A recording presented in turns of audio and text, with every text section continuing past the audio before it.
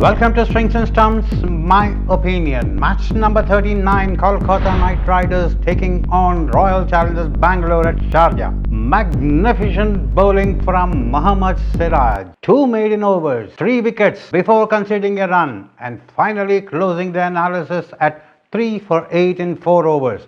Magical, instrumental in taking RCB to a victory. Royal Challengers Bangalore suddenly appearing on top of the table along with Delhi Capitals, pushing Mumbai Indians to number 3 slot. Royal Challengers Bangalore will be eager to finish off their next 4 games and book a slot in the playoffs. Royal Challengers Bangalore completely outbeating Kolkata Knight Riders in this game. Kolkata Knight Riders, poor batting display.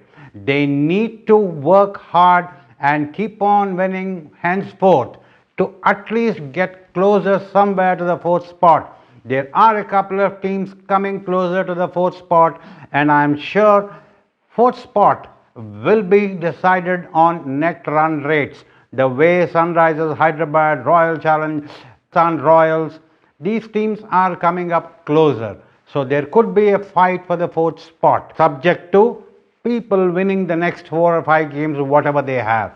Umpires for the game: Sundaram Ravi, Virendra Sharma on field with Scrafney at the TV and Ullas Gande as the 4th umpire. I am sure both the umpires will like to forget this day, especially Sundaram Ravi, with 2 decisions going against him. Virendra Sharma, 1 decision, there was no referral, but still he should be thinking what made him not to give that decision, where there was no bat involved and the ball was dead on going to the stumps. Now, the problem I feel that the umpires of late are having when the ball is pitching and turning towards leg or turning towards off, or for that matter going above the bails. Now the crux for an LBW always remains, I think I have told this in earlier episodes, once the ball pitches and then takes off, that is the point where the umpires have to catch the turn, the deviation of the ball, going towards leg, going towards off,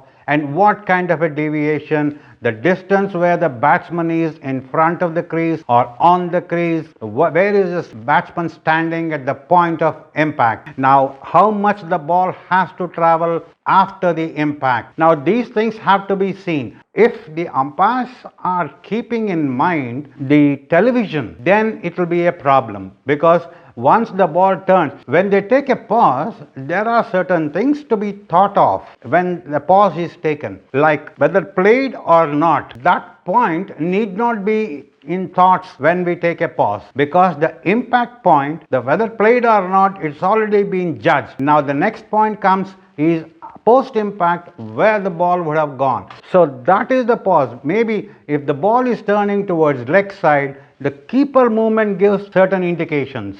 When the keeper moves to the leg, considering the turn. Now basics, if the umpire lives to the basics by just looking at the ball deviation and the impact, height of impact, ball travel, how much to travel. Now these are the points to be kept in that pause. But yes, time is too short, so maybe a second or 2. The pause. Then in that pause, unless we think like this, then decision cannot be made. Now if in that pause, if we start thinking that it might be an umpire's call or it might hit the stump, now these things will definitely confuse an umpire.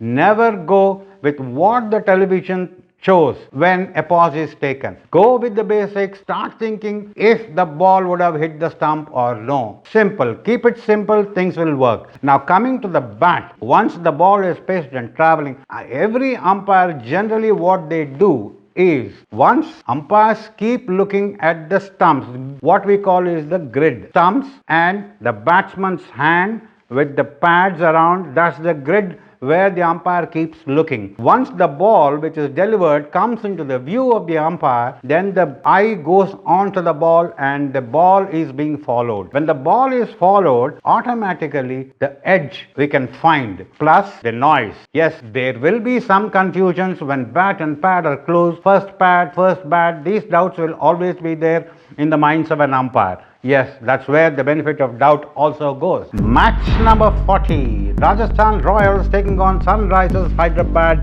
at Dubai. Rajasthan Royals and Sunrisers Hyderabad in 6th and 7th positions on the points table.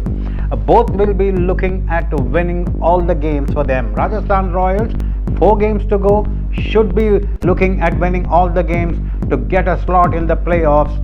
Similar position for Sunrisers Hyderabad, 5 games to go, should be winning all the games to get to that 16-point mark. Rajasthan Royals will be looking at Ben Stokes, Sanju Samson, Steve Smith and Jose Butler with batting performances supported by Archer, Shreyas Gopal, Tyagi. Sunrisers Hyderabad, on the other hand, will be looking at Warner, Pandey and Bairstow for their batting performances with help of Rashid Khan. Batting first should be able to put on a score of 190 to 200 so that they can restrict the opponent. But the order of the day, field first, restrict the opponent to 170 to 180, chase and win. Sunrisers Hyderabad should be able to cross the mark, beating Rajasthan Royals. Let's see what happens. Stay tuned. Strings and Stumps will be back.